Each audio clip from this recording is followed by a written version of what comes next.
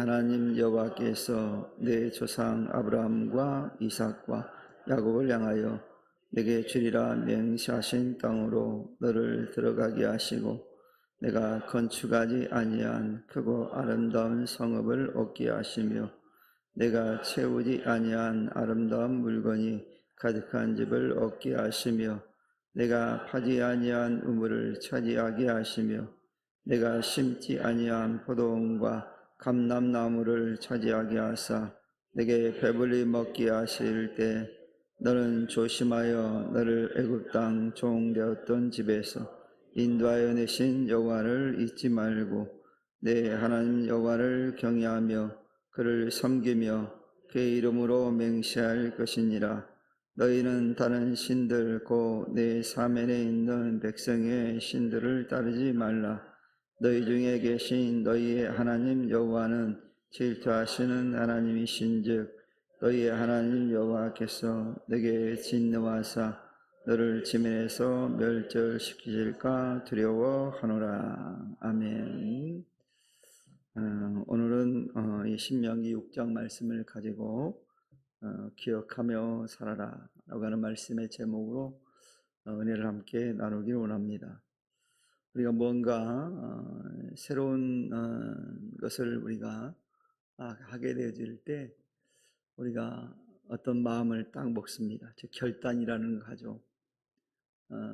새로운 환경을 접할 때면 내가 어떻게 하겠다 라고 하는 그런 결단을 합니다. 그래서 초등학교 입학을 하거나 중학교를 입학하거나 고등학교, 대학교 자녀들이 갈 때 그 자녀들에게 분명한 목표를 또 세워주기도 합니다. 이런 것처럼 새로운 뭔가를 하고자 할 때는 이런 목표 의식이 참 중요합니다. 그래서 우리는 비전이라 그렇게 말하기도 하죠. 그래 비전을 가져야 된다 라고 하는 얘기들을 합니다. 요즘은 사람들을 만나면 또 젊은 사람들을 만나면 어린 학생들을 만나면 그렇게 묻기도 합니다. 꿈이 뭐냐? 비전이 뭐냐? 이렇게 묻기도 합니다. 또 목회자의 사이에서도 서로 이제 공유할 때 그 교회의 비전은 뭡니까? 라고 이렇게 묻는 경우들이 있어요. 이런 것처럼 목적의식을 갖는다는 거, 어떤 목표를 갖는다는 거 대단히 중요합니다. 이런 것처럼 이스라엘 백성들이 가나안 땅에 들어가게 됐습니다. 아직 들어간 건 아닌데 들어가기 전에 모세가 이스라엘 백성들에게 마지막 부탁의 말씀, 설교를 하면서 이제 이스라엘 백성들이 가나안 땅에 들어가서 절대 잊지 말고 어떤 삶을 살아갈지에 대해서 하나님께서 들은 말씀을 이제 자세하게 백성들에게 말씀해 주시는 것이 신명기 말씀인데 오늘 특별히 본문에서는 모세가 이스라엘 백성들을 향해서 절대로 잊지 말아야 될 것이 무엇인지에 대해서 들려주고 있는 것을 보게 되어집니다. 먼저 하나님은 그들이 가나안 땅에 들어가서 풍성한 삶을 누리게 되었을 때 지금까지 인도하신 하나님의 은혜를 잊지 말고 기억하는 백성이 되라 이렇게 명하십니다. 이어서 강조하신 말씀이 뭐냐면 이방의 다른 신들을 따르지 말고 오직 여호와 하나님만을 섬겨야 된다라고 권면을 했습니다. 즉 명하신 거죠. 너희를 구원하신 하나님, 너를 인도하신 하나님만을 섬겨야 된다라고 이제 말씀하고 있어요. 그러면서 들려주는 말씀이 만일 다른 신을 섬긴다면 여호와 하나님께서 진노하사 그들 지면에서 멸망시킬 것이다 라고 하면서 엄중한 경고의 말씀을 이제 덧붙이고 있습니다. 그러면 하나님께 진짜 이스라엘 백성들이 진멸되어지고 없어지기를 원해서 이런 말씀을 전하게 하셨을까요? 그렇지 않습니다.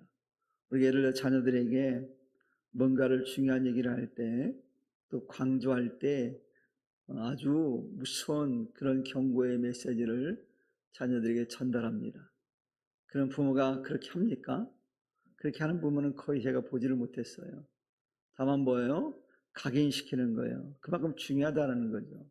반드시 해야 된다는 거고, 잊지 말라는 그 의도를 가지고 그와 같이 하는 경우들이 많습니다. 이런 것처럼 모세도 오늘 이스라엘 백성들에게 그렇게 말하고 있는 거예요. 중요한 거니까 잊어서는 안 된다. 하나님 떠나면 안 된다. 그 말씀을 기억하고 하나님 은혜를 잊지 말라고 이제 명하고 있는 모습을 보게 되어집니다. 특별히 여기서 섬긴다라고 하는 말은 이런 뜻이 있습니다. 예배하고 복종한다 라고 하는 그런 뜻을 지니고 있습니다.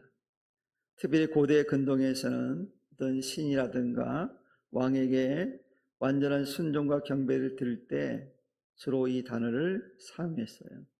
그러니까 내가 철저하게 복종하고 내가 당신만을 이제 경배합니다 라고 하는 그런 뜻을 가지고 이런 단어를 사용했다는 거죠. 이제 이런 측면에서 오늘 하나님을 그렇게 섬겨야 된다라고 이제 모세가 이스라엘 백성들을 향해서 말씀하고 있는 거예요. 오늘 본문 10절과 11절 말씀에 보면 우리 하나님께서 이스라엘 백성들에게 앞으로 어떤 일을, 어떤 은혜를 주실 것인가에 대해서 쭉 열거를 합니다. 5가지로 열거를 하고 있는데 살펴보면 이런 내용들이에요. 어떤 내용이냐면 그들의 조상 아브라함과 이삭과 야곱에게 약속하신 땅으로 그들을 들어가게 하시겠다라는 거예요. 하나님께 약속은 반드시 너희가 한 약속, 일찍이 오래전에 너희 조상들에게 약속한 그 약속들을 내가 반드시 지키겠다라고 하시는 말씀이에요. 여러분, 사람들은 어떻습니까? 우리는 한번 약속을 하면 반드시 지킵니까? 물론 지키는 사람도 있죠. 잘 지키는 사람도 있지만 많은 경우에 지키지 못하는 것들이 참 많거든요. 그래서 우리가 그런 얘기를 하잖아요. 들어갈 때 마음하고 나올 때 마음이 다르다. 그게 뭐예요? 약속을 잘 깬다는 얘기잖아요. 근데 하나님은 그렇지 않아요. 한번 약속하신 것은 반드시 지키시는 분인데 그 하나님께 일찍이 이스라엘 백성의 조상들에게 얘기했던 그 약속의 말씀들을 지금 지키시겠다는 거예요. 그 일찍이 너희들에게 가나안 땅을 약속했는데 그 땅을 지금 주겠다고 말씀하시는 거예요. 두 번째는 뭐예요? 이스라엘이 직접 건축하지 아니한 크고 아름다운 성읍들을 얻게 하시겠다는 거예요. 세 번째는 뭐예요? 자신들이 채우지 아니한 아름다운 물건이 가득한 집을 얻게 해주신대요. 그리고 직접 하지 아니한 우물을 얻게 하신다고 합니다. 여러분, 고대 사회에서는요, 이 우물이 굉장히 중요합니다. 아마 과거 우리나라에도 집집마다 우물이 있진 않았고 우물이 있는 집이 있었어요. 우물이 있는 집은 가난한 집이에요, 부자예요? 부자들만 우물이 있었습니다. 그래서 보니까 우리 처갓집은 부자였나 봐요. 서울이었는데 우물물이 이게 있었대요. 우리 집은 우물이 없었거든요, 시골에. 늘 그래서 우리 친구 집에 가서 물을 길을 갔던 기억이 나요. 때로는 안이 꼽고 기분 나쁘고 더러워도 가는 거예요. 그 친구가 아주 자기 집에 우물이 있다는 걸 생색을 많이 냈거든요. 그리고 예전에는 TV도 그랬어요. TV도 집집마다 있어서 없었어요. 부잣집만 있었어요. 뭐요? 소니 TV. 지금 우리나라 TV가 엄청나게 우리나라 TV가 훨씬 좋지만 과거에는 소니 있다고 그러면 대단한 집이었어요. 우리 친구 집에 소니가 있었는데 뭐 그때 기밀 레슬링이 유명했잖아요. 저렇게 그가 뭐 보려면 얼마나 아부를 해야 되는지 승질나고 더럽고 치사하지만 아부를 해야 되는 거예요. 그 막 과자 사다 주고 막 이게 뇌물을 주게 뇌물을. 부잣집만 있었거든요. 우물도 그랬다는 거예요. 그러니까 과거에는 이처럼 우물이 있다는 건 매우 중요해요. 삶에 가장 중요한 거였거든요. 근데 하나님께서 그들이 직접 하지 않은 우물을 하나님이 주신다는 거예요. 얼마나 큰 축복인지 몰라요. 다섯 번째는 보니까 직접 심지 아니한 포도원과 올리브 나무의 열매를 배불리 먹게 해주신다는 거예요. 그냥 먹게 해주신 게 아니라 어떻게 해요? 배불리 먹게 하는 거. 혹시 여러분 성도님 어릴 때 배불리 먹으셨어요? 배불리 먹는 집은 부잣집이에요. 근데 배불리 대부분 못 먹었을 거예요. 저는 우리 어머니한테 불만이 전 없는데 딱 한 가지 불만이 있어서 뭐였냐면 이 밥을 지을 때 아버지 거는 특별하게 이렇게 짓더라고요. 쌀만 다 가운데. 쌀밥은 아버지하고 할머니만 드리고 우리는 섞어주는 거예요. 그리고 섞으면 다행이고 어떨 때는 뽕보리밥만 주는 거예요. 아니 똑같은 사람인데 우리 아버지만 우리 어머니 우리 할머니만 주냐. 우리도 똑같은 입인데.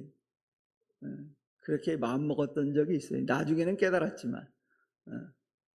그래서 어른들을 대접한다는 걸 나중에 깨달았지만 어릴 때는 정말 그랬거든요. 제가 우리 어머니에게 어릴 때 기억나는 게 엄청 혼난 적이 있습니다.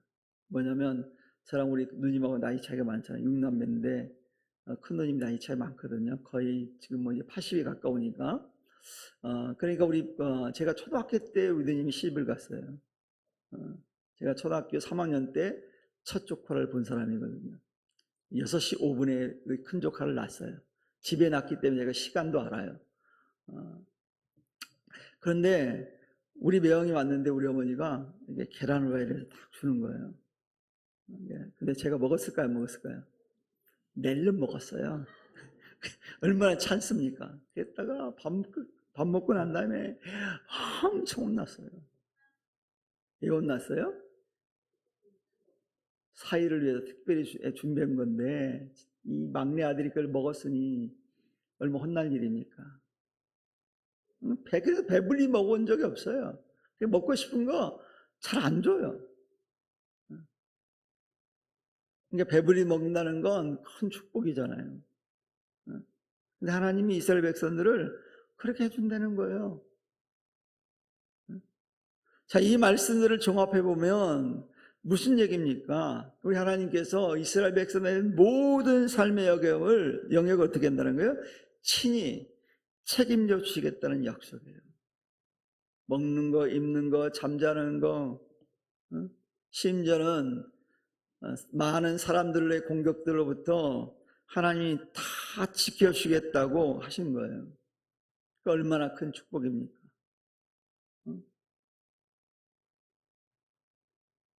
이처럼 우리 하나님 어떤 하나님입니까? 약속하신 것은 반드시 이루어주시는 신실하신 분이 우리가 믿는 하나님이에요. 한 번도 하나님은 약속을 안 지킨 적이 없어요. 그러면서 오늘 12절과 13절 말씀에서 뭐라고 얘기합니까? 이스라엘이 가나안 땅에서 그런 평안과 풍요를 누릴 때 마땅히 해야 될 게 있다라는 거예요. 그게 뭐라고 말씀합니까? 그래서 하나님의 은혜를 절대로 잊지 말라는 거예요. 배불리 먹여준 거, 집을 주신 거, 우물을 주신 거, 적들을 위협으로 지켜주신 거, 그 은혜를 절대로 잊으면 안 된다는 거예요. 그래서 하나님이 주신 축복으로 잘 먹고 잘 살게 때일수록 나를 구원하시는 하나님을 더욱더 기억해야 된다는 걸 우리에게 교훈해 주고 있는 거예요. 그러니까 여러분 잘 될 때 하나님께 감사해야 돼요? 안 해야 돼요? 근데 우리가 그럽니까? 힘들 때는 하나님을 찾아. 근데 그 문제가 해결되잖아요? 그러면 잊어버려. 잘 안 찾잖아요. 우리가 뭐 스승의 은혜는 그렇게 얘기하는데 혹시 졸업하고 그 스승의 은혜를 감사하며 찾아가신 분 찾아가 봤어요? 여러분? 잘 안 찾아가요. 근데 제가 대학생 때 가르쳤고 또 신학대학으로 인도했고 지금 목사가 돼서 목회하는 친구 중에 늘 찾아오는 친구가 있어요. 전사님이나 우리 성도분들 중에 본 분들이 있어요. 그냥 오지 않습니다. 목사님 이거 정말 맛있는 집 떡집이에요. 그래서 사와요. 제가 당해온이잖아요. 당해온한테 별로 안 좋은 건데 그래서 달달한 걸 사와요. 제가 기분 나쁠까요? 얼마나 감사한지 몰라. 잊지 않고 찾아오는. 불과 몇 년 같이 하지 않았는데 그 은혜를 잊지 않는 거예요. 그리고 제가 성결대학교 강의를 좀 한 적이 있는데 딱 한 학기 제 강의를 들은 친구가 있는데 지금도 여전히 그 친구는 명절 때나 뭐는 스승이나 이럴 때는 선물은 가져오진 않는데 꼭 문자를 보내요. 카톡으로. 대단하지 않습니까? 그 사람들은 어떤 사람들이에요? 은혜를 아는 사람인 거예요. 제가 뭐 얼마나 은혜를 줬겠어요. 별로 안 줬어요. 근데 그 조그마한 은혜를 기억하고 감사하다고 기억하고 잊지 않고 저를 기억해 주는 거예요. 얼마나 감사한지 몰라요. 여기 두 아들이 있지만 우리 두 아들 얼마나 저한테 감사하는지 모르겠어요. 제가 안 들어가 봤으니까. 근데 얘기를 들어보면 감사하고 사는 것 같아요. 왜냐하면 우리 큰아들이 예전에 누구한테 그랬다고 그러더라고요. 자기는 우리 아빠를 제일 존경한다고. 그럼 됐지 뭘. 아빠를 존경하는다는데 뭐 더 이상 뭐가 있겠어요. 그냥 좋은 거 안 사줘도 돼요. 그 한마디면 끝이야. 이 립 서비스가 그래서 중요한 거예요. 그 뭐예요? 은혜를 안다는 거잖아요. 하나님이 이스라엘 백성들에게 그 말씀하는 거예요. 은혜를 절대로 뭐라고요? 잊지 말아야 된다. 사랑하는 성도 여러분, 잘 먹고 잘 될 때 은혜를 잊지 않기를 축원합니다.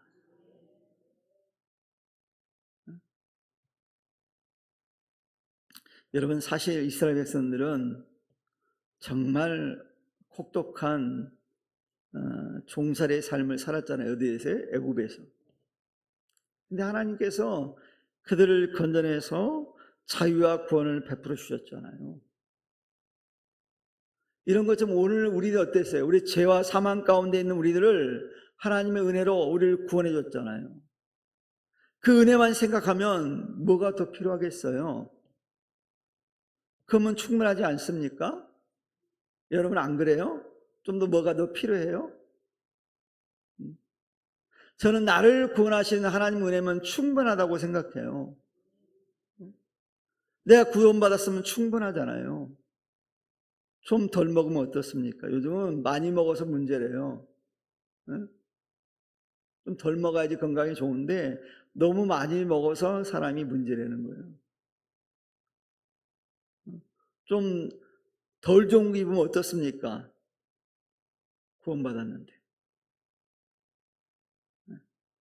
그래서 여러분 그 은혜에 감사하시기를 축원합니다. 그리고 그 하나님 앞에 우리가 고백하고 감사하고 주님의 이름으로 하나님 이름 맹세를 해야 돼요. 하나님만을 섬기겠다고. 여러분 여호와 이름으로 맹세한다는 것은요 어떤 의미가 담겨져 있을까요? 이런 의미가 담겨져 있어요. 하나님에 대한 절대적인 충성을 의미해요. 하나님 앞에 절대로 충성하겠습니까? 여러분 우리가 누군가의 이름으로 맹세한다는 것은 어떤 의미가 담겨져 있습니까? 그 대상의 권위를 인정하는 거잖아요. 그래 그의 능력을 전적으로 신뢰한다는 뜻이 담겨져 있잖아요. 그 누구의 이름으로 맹세하느냐는 것은 신앙의 대상이 누구인지를 가르는 본질적인 근본적인 문제예요. 내가 누구 이름으로 고백하느냐 이게 매우 중요한 거예요. 우리의 유일한 신앙과 삶의 목적이 바로 오직 하나님 한 분이어야 된다는 거예요. 믿는 이유가 그거야 된다는 거예요.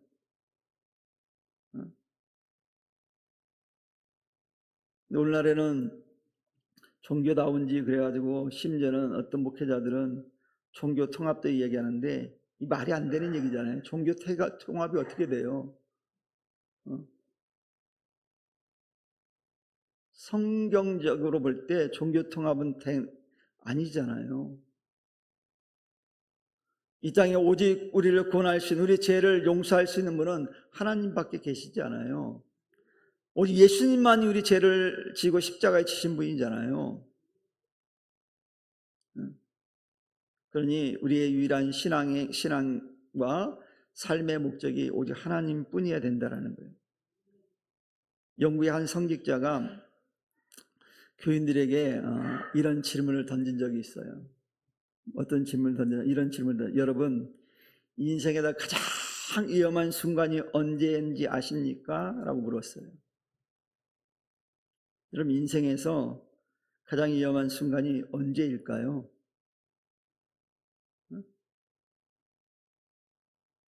실패할 때요? 병들었을 때요? 여러분, 이 성직자가 답을 해줬어요. 실패할 때도 병들 때도 아닙니다. 바로 모든 일이 잘 풀리고 통장 잔고가 넉넉하고 삶이 가장 평안할 때입니다 라고 얘기했다는 거예요.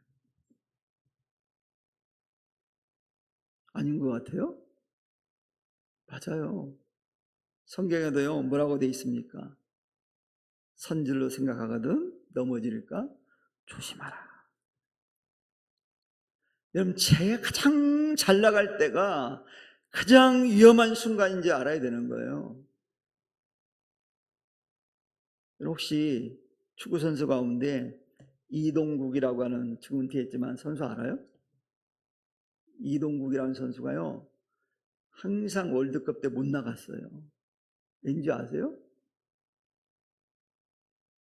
가장 잘 나갔어요. 그래서 뽑혔어요, 대표 선수로. 그리고 정말 골을 잘 넣었어요. 근데 월드컵에 못 나가요.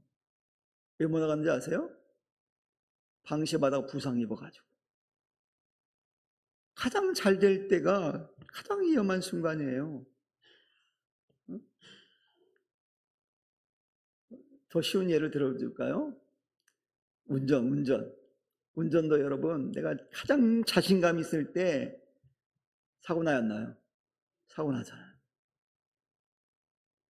자신이 없어가 뭐 조심조심할 때는 사고 안 나요. 근데 자신감이 생겨가지고 막 한 손으로 하고, 막 요즘 제가 집사람처럼 운전할 때 보니 집사람 요즘 교만해졌더라고요. 항상 두 손으로 하더니 요즘은 한 손으로 하는 거예요. 막 차가 막 있는데도 한 손으로 하고 다니는. 되게 교만해졌다, 내가 속으로 했어요. 말은 못하고, 말했다간 또 싸움되고 혼나니까 이러지 마세요, 우리 집사람 얘기했다고.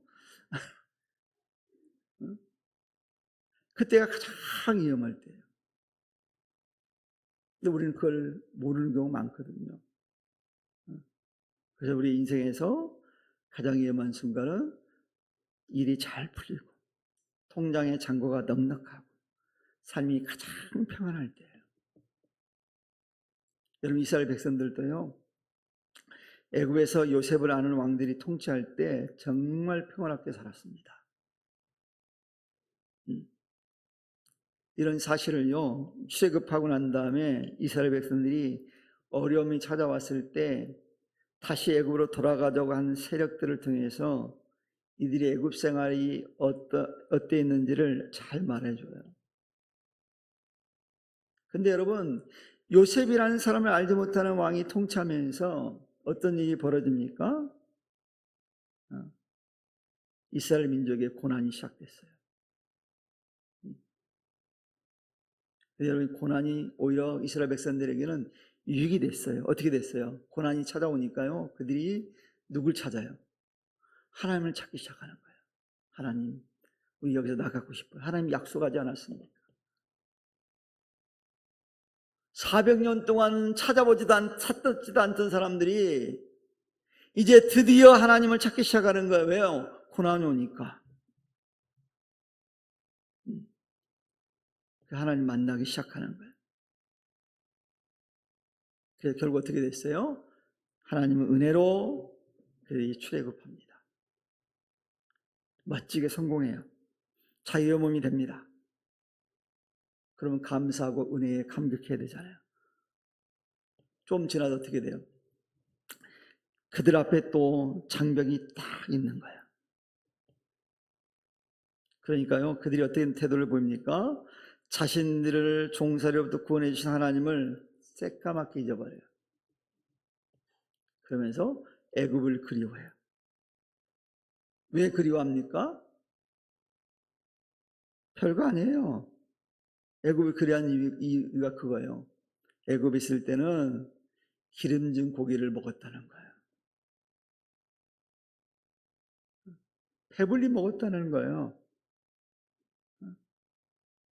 그들의 태도를 잘 보여주는 말씀이 있어요. 출애굽기 16장 3절에 보면 이스라엘 자손이 그들에게 이르되 우리가 애굽 땅에서 고기 가마 곁에 앉아 있던 때와 떡을 배불리 먹던 때에 여호와의 손에 죽었더라면 좋았을 것을 그랬어요. 얼마나 그러셨습니까? 그러면서 하는 얘기가 너희가 이 광야로 우리를 인도내어 이 온 회중이 줄여 죽게 하는도다.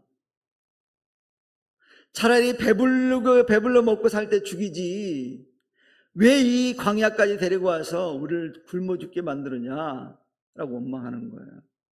자유를 얻었는데, 그토록 바라던 자유를 얻었는데 얼마나 어리석습니까? 이처럼 인간은 너무 어리석고 연약한 존재라는 것을 이들의 모습을 통해서 우리가 깨닫게 됩니다. 그런데 우리 하나님이요, 그들을 어떻게 합니까? 불쌍히 여깁니다. 긍휼히 여깁니다. 그들을 가나안 땅으로 인도하시는 거예요. 이처럼 우리 하나님은 은혜의 하나님이에요. 늘 우리를 긍휼히 여기신단 말이에요. 우리는 늘 못돼 먹게 하나님을 원망하고 때로는 하나님을 저주하기도 하는데 그 하나님은 우리를 여전히 긍휼히 여기시고 우리 은혜를 베푸시는 분이 우리 하나님이에요. 심지어는 예수님까지 보내주셨잖아요. 이걸 보면서 여러분, 하나님의 긍휼하심이 없으면 우리는 구원받을 수 있는 방법이 없어요. 그래서 스가랴서에 보면 스가 10장 6절에 이런 말씀이 있어요. 내가 유다 족속을 견고하게 하며 요셉 족속을 구원할지라. 내가 그들을 긍휼히 여김으로 그들이 돌아오게 하리니. 어떻게 돌아오게 한다고요? 긍휼히 여겨서 돌아오게 한대요. 그들은 내가 내버린 일이 없었음 같이 되리라. 완전히 회복시켜 주겠다는 거잖아요. 나는 그들의 하나님 여호와라. 내가 그들에게 들으리라라고 말씀하고 있어요. 그래서 여러분, 우리가 어떻게 해야 되겠습니까? 우리는 늘 주님의 긍휼하심을 구해야 돼요. 사랑하는 성도 여러분, 오늘 이 시간에 하나님의 긍휼하심을 구할 수 있는 성도 되기를 축원합니다. 그러면 돼요. 연약함을 아시잖아요. 모르는 게 아니에요. 그러니 그 주님께 구하면, 긍휼하심을 구하면 하나님 우리를 긍휼히 여기시고 우리를 구원해 주시는 거예요. 여러분, 이스라엘 민족이 광야를 지나가면서 매일 아침 그들이 뭘 경험합니까? 만나를 그들이 경험합니다. 그래서 그 만나를 얻기 위해서는 누구를 봐야 돼요? 하나님만 바라봐야 했어요.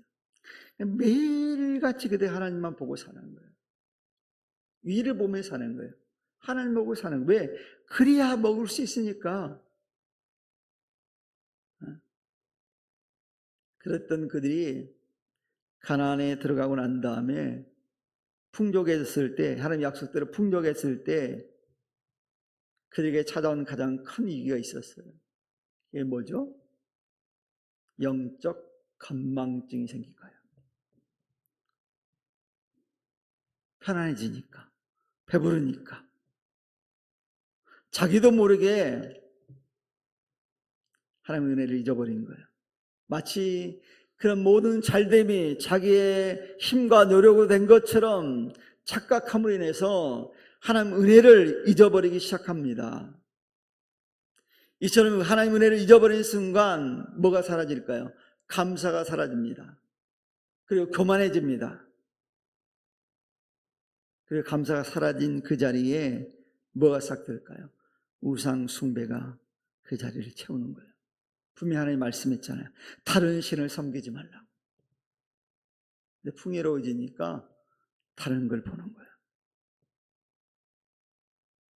여러분, 우리는 이걸 보면서 깨달아야 됩니다. 믿음의 사람들은요, 성공의 날, 축복의 날, 영광의 날에 자신을 높여주신 여호와 하나님을 기억해야 돼요. 그것은 우리 신앙의 생명과도 같은 것이기 때문에 반드시 기억해야 돼요.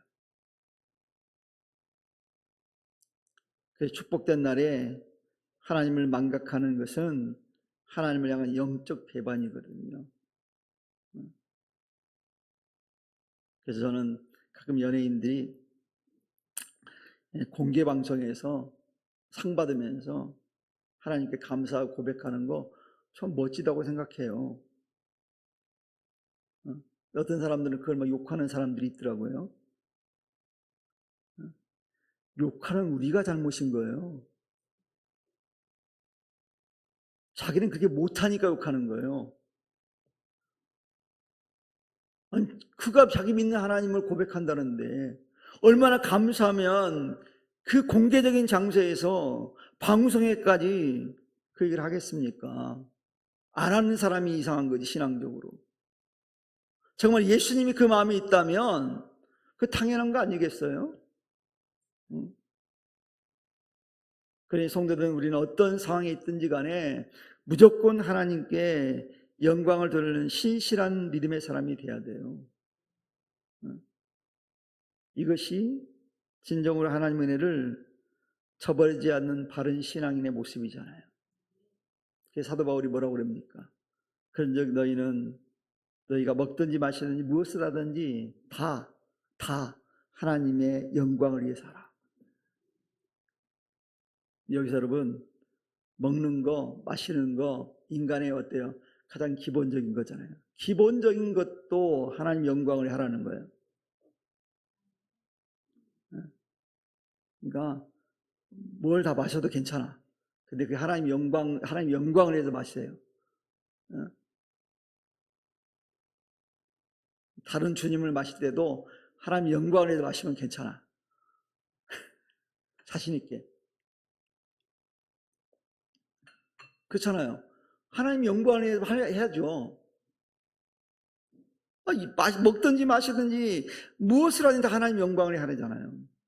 하나님 영광을 해야 돼요. 기본적으로 우리가 정말 이 물이 얼마나 감사한 일입니까? 근데 우리는 이 물을 마실 때 혹시 여러분 감사 기도하고 드세요? 내가 그런 사람 한 사람 못 봤어요. 심지어 목사님들 가운데도 물 마시면서 감사하는 사람을 보지를 못했어요. 음료는 이상하게 감사를 안 하고 마시더라고요. 이 얼마나 감사한 일이 물이. 우리가 물이 건강이 좋다고 우리 성도님들은 새벽 기도 오면 교회 올 때마다 물 뜨뜻하게 해가지고 컵에다 물을 마셔요. 뭐 때문에요? 건강하다고 하니까 몸에 좋다니까. 그러면 여러분 감사하면서 마셔보신 분 혹시 감사하면 여러분 물 마실 때 감사하면서 드세요. 그러니까 기도는 안 하더라도 이 물이 얼마나 우리에게 유익한 건가, 하나님이 주신 물 얼마나 감사한가, 그럼 먹어야 돼요. 근데 여러분 사람 얼마나 웃긴지 아세요? 몸에 안 좋은 거 먹을 때는 감사하면서 기도하면 먹어요. 몸에 안 좋은 음식 먹으면서 기도하면 드시잖아요. 내 몸에 좋은 물은 왜 감사를 안 하고 드시는 거예요? 나 이해가 안 돼. 온갖 조미료로 막 넣어가지고 건강을 해치는 음식 막 팍팍 막 이러고 넣어서 먹으면서 그건 여러분 기도합시다 그러고 기도하잖아요. 감사하다고. 물론 감사해야죠. 그것도 건강 해치지 않도록 그 먹으면서도. 제가 여기 강조하고 싶은 건 뭘 하든지 누구를 위해서 하나님 영광을 하라는 거예요. 그리고 오늘 14절 15절에서는 이방신에서 아주 단호한 얘기를 하나님 명하십니다. 하나님은 가나안 땅에 들어가서 그 주변 사면의 백성들이 섬긴 우상을 절대 따르지 말라고 명하셨어요. 왜요? 하나님은 질투하시는 하나님이니까. 만일 경고를 잊고 이방신을 섬긴다면 하나님의 진노가 임하게 될 거라는 거예요. 그래서 이스라엘 백성들이 이 하나님의 약속을 어김을 통해서 얼마나 많은 고난을 겪었는지 몰라요. 이방 강대국에게 많은 고초를 겪잖아요. 그 이유가 뭐냐면 하나님의 명령을 따르지 않고 이방신을 섬긴 것 때문에 그런 결과를 얻게 된 거예요.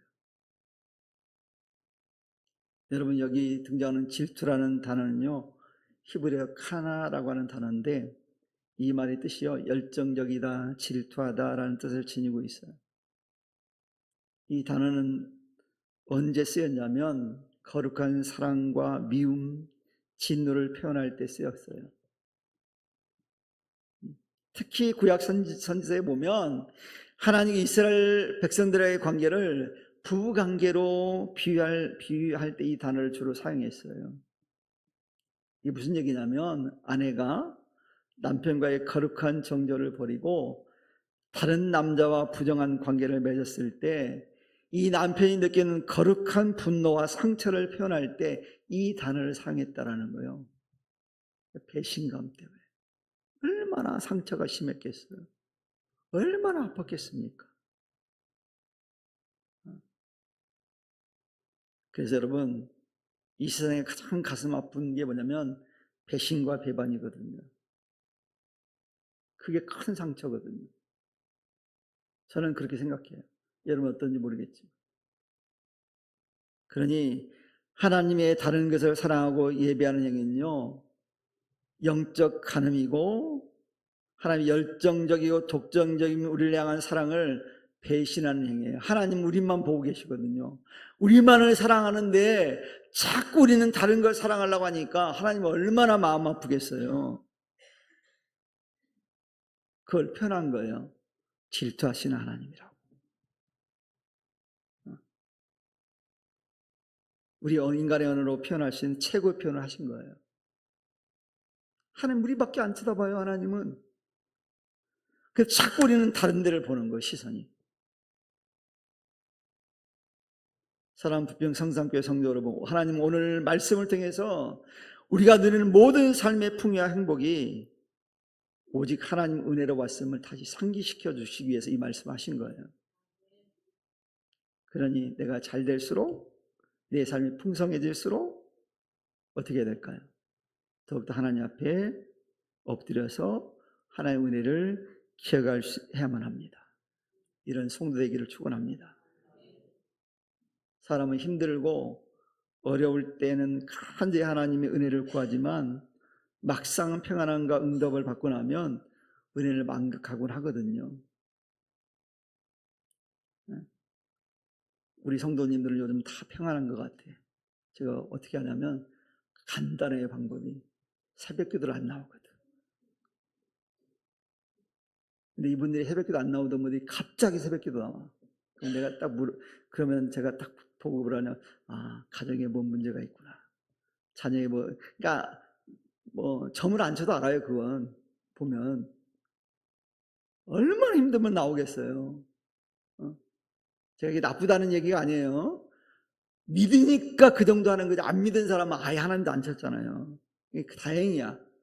그럴 때라도 나오니까. 그런데도 안 나오는 사람은 더 거시기 한 거예요. 요즘은 제가 그래서 너무 감사해. 새벽기도 안 나오니까. 왜요? 다 편안하니까. 내가 기도해 줄 일이 없잖아, 우리 성도들. 그래서 제가 편해요. 잘 알아들으셔야 돼요. 제가 하는 뜻을 반어법으로. 하나님은요, 우리의 연약함을 너무 잘 압니다. 그래서 이스라엘 백성을 약속 땅에 들어가기 전에 미리 말씀해 주시는 거예요. 얼마나 염려가 되면. 제가 얼마나 염려가 되면 미리 얘기해 주겠어요. 예방주사를. 기도해야 될 때 기도해야 돼요. 닥쳐가지고 기도하지 말고 미리 예방하는 예방기도를 해야 돼. 예방기도. 이제 사건 터져가지고 목사님 이러지 말고 사건 터지기 전에 기도해서 예방을 하면 하나님이 다 막아주시잖아요. 그러니까 예방이 훨씬 낫죠. 얻어 터지고 치료받는 것보다는요, 예방하고 안 터지는 게 훨씬 나아요.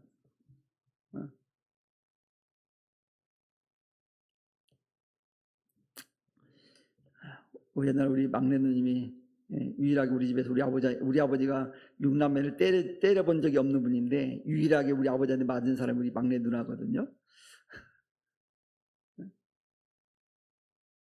왜 맞을까요? 우리는 아버지한테 미리 미안하고 죄송합니다 그래요. 안 맞아. 우리 막내 누나는 고집피우다 맞았어요. 죄송합니다 하면 될 거예요. 바로 그 예방을 잘해야 돼요. 그러니 사랑하는 성도 여러분, 우리 나를 구원하신 그 하나님의 은혜를 절대 잊지 않기를 축원합니다. 세상 유혹에 빠져서 시선을 다른 데 빼앗기지 말고 은혜의 근원이신 하나님을 바라볼 수 있기를 축원합니다. 오늘 이 자리에 오신 우리 성도님들은 주님이 내게 베푸신 은혜를 날마다 기억했으면 좋겠어요. 주님 만나는 그 순간까지 하나님만을 바라보고 기쁨으로 섬길 수 있는 그런 은혜가 우리 성도들 가운데 충만하게 임할 수 있기를 주님의 이름을 간절히 축원합니다. 기도합니다. 하나님 감사합니다. 하나님 우리